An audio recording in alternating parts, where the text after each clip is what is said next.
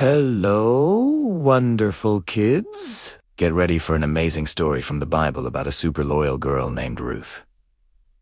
Her story is full of surprises and shows how being faithful brings incredible blessings. A long, long time ago, there was a famine in Israel, which means there wasn't enough food to eat. So, a woman named Naomi, her husband, Elimelech, and their two sons, Mahlon and Chilion, moved to a country called Moab to find food. While they were there, Naomi's sons married two lovely Moabite women, Orpah and Ruth. But then, something very sad happened. Naomi's husband passed away. A little later, both of her sons died too. Naomi was left all alone with her two daughters-in-law. Naomi felt so heartbroken. She heard that the famine was over in her hometown of Bethlehem, so she decided to go back. She told Orpah and Ruth, "Go back to your own families. May God be kind to you, just as you have been kind to my sons and me."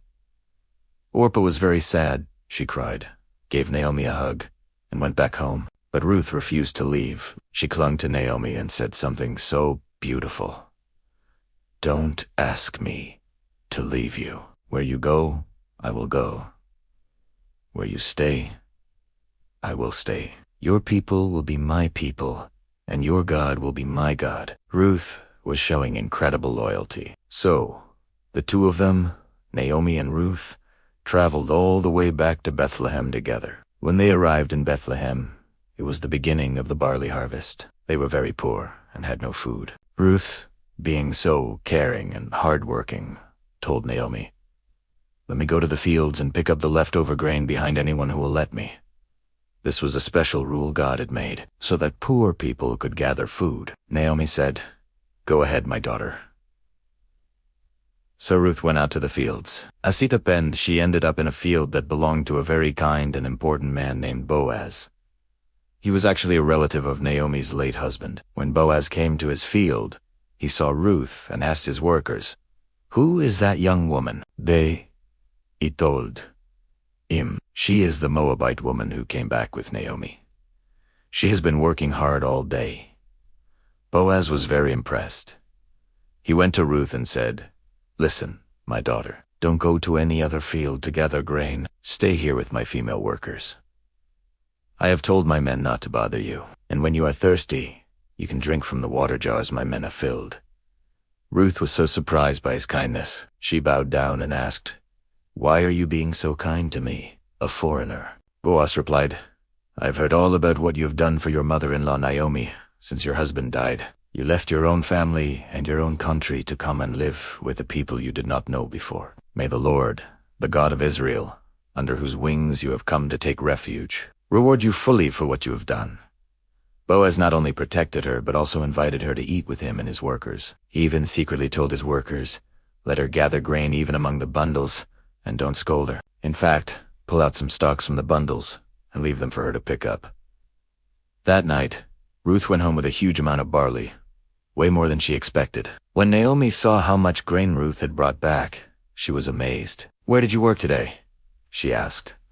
"Blessed be the man who took notice of you." Ruth told her it was in the field of a man named Boaz. Naomi's eyes lit up. She explained, "That man is a close relative of ours. He is one of our kinsman redeemers." A kinsman redeemer was a relative who had a special responsibility to help family members in trouble. Naomi came up with a plan. She knew that Boaz was a good man and that he could help them. So told Ruth tonight, "Boaz will be working at the threshing floor, separating the grain. Wash up, put on your best clothes, and go down there. After he has finished eating and drinking and lies down to sleep, go and uncover his feet and lie down. He will tell you what to do." This might sound a little strange to us, but in their culture, this was a way for Ruth to respectfully ask Boaz to be their family's redeemer and protector. Ruth trusted Naomi completely. She did everything her mother-in-law told her to do. That night, she quietly went to the threshing floor. In the middle of the night, Boaz woke up with a start and saw a woman lying at his feet. "Who are you?" he asked. She replied, "I am your servant, Ruth.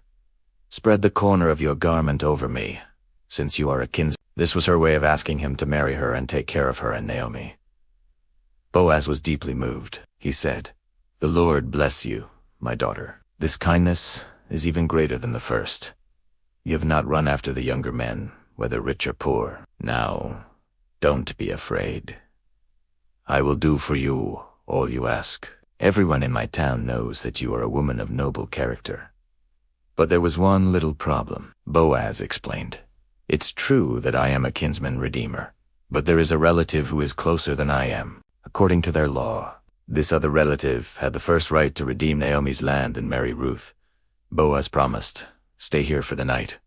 In the morning, I will go and talk to him. If he wants to redeem you, fine, let him do it. But if he is not willing, then as surely as the Lord lives, I will do it." The next morning, Boaz went to the town gate where all the important business was done. He gathered the elders of the town and waited for the other relative to pass by. He explained the situation. Naomi was selling her husband's land, and this man had the first right to buy it. If he bought the land, he also had to marry Ruth to carry on the name of her dead husband. At first, the other relative said, "I will redeem it." But when he heard that he would also have to marry Ruth, he changed his mind. He was worried it might mess up his own inheritance. So he said to Boaz, "You redeem it yourself. I cannot do it." And to make the deal official, he took off his sandal and gave it to Boaz. This was how they sealed a contract back then. Boaz turned to the elders and all the people and declared, "Today you are witnesses that I have bought from Naomi all the property of Elimelech Chilion and Mahlon. I have also acquired Ruth the Moabite as my wife, to maintain the name of the dead with his property." The people and the elders all cheered and blessed them. Boaz and Ruth were married. God blessed them so much. Soon, they had a baby boy named Obed. The women of the town celebrated with Naomi, saying, "Praise be to the Lord, who this day has not left you without a kinsman redeemer. May he become famous throughout Israel. He will renew your life and sustain you in your old age, for your daughter-in-law, who loves you and who is better to you than 7 sons, has given him birth." Naomi was so happy, she took the baby and cared for him as her own. And here's the most amazing part of the story. Do you want to know who Obed grew up to be? Obed became the father of a man named Jesse, and Jesse became the father of the great King David. And from King David's Fami line, many generations later, Jesus was born. Isn't that incredible? By being loyal to Naomi and choosing to follow God, Ruth, a girl from Moab, became the great-great-grandmother of King David and a special ancestor of Jesus Christ.